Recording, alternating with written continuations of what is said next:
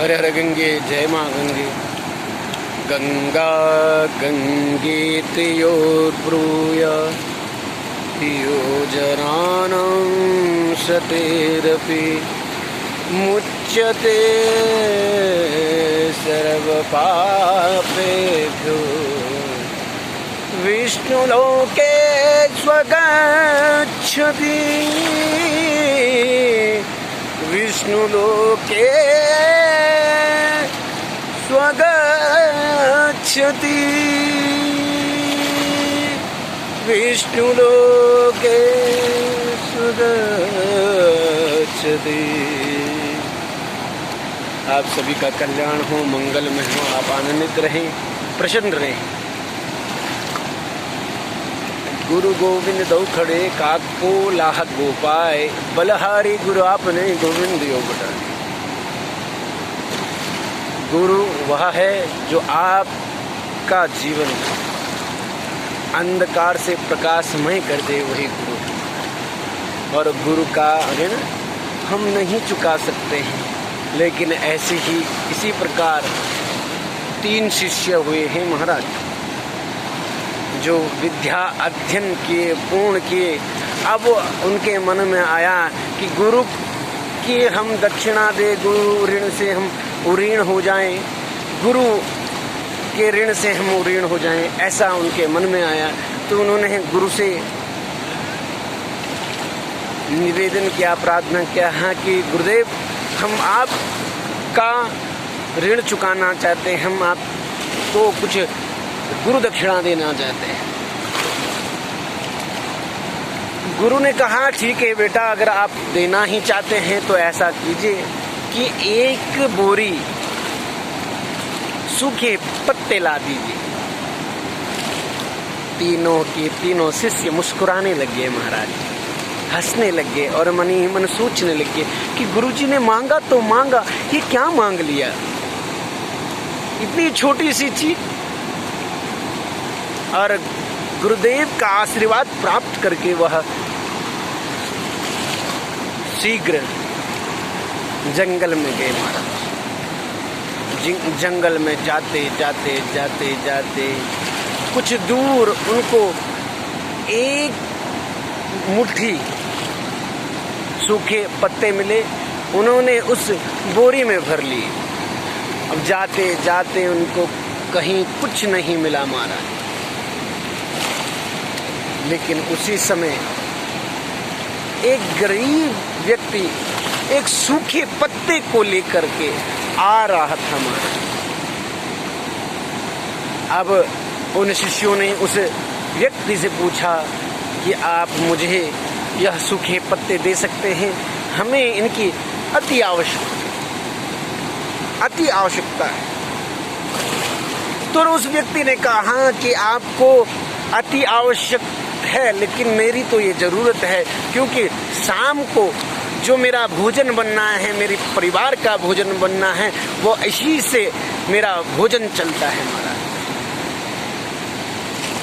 और वह जो 3 शिष्य थे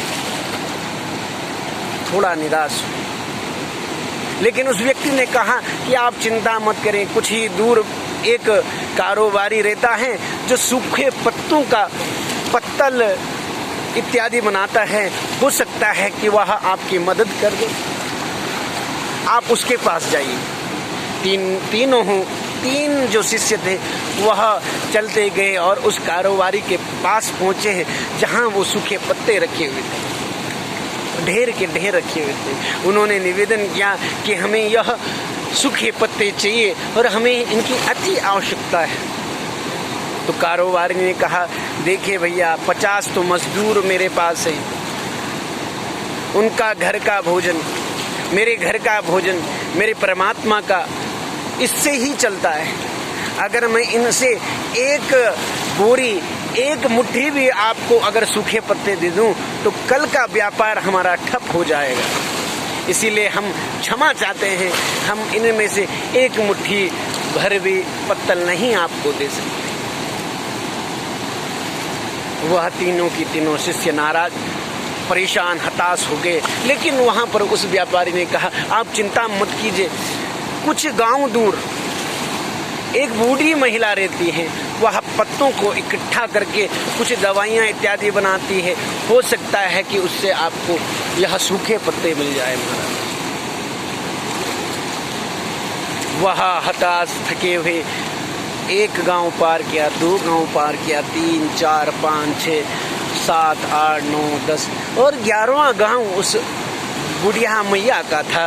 और जैसे ही वह बुढ़िया मैया को देखे प्रणाम किए महाराज और निवेदन किया कि आपका जो ये सूखे पत्ते हैं 1 बोरी हमें चाहिए और हमें इनकी अति आवश्यकता है।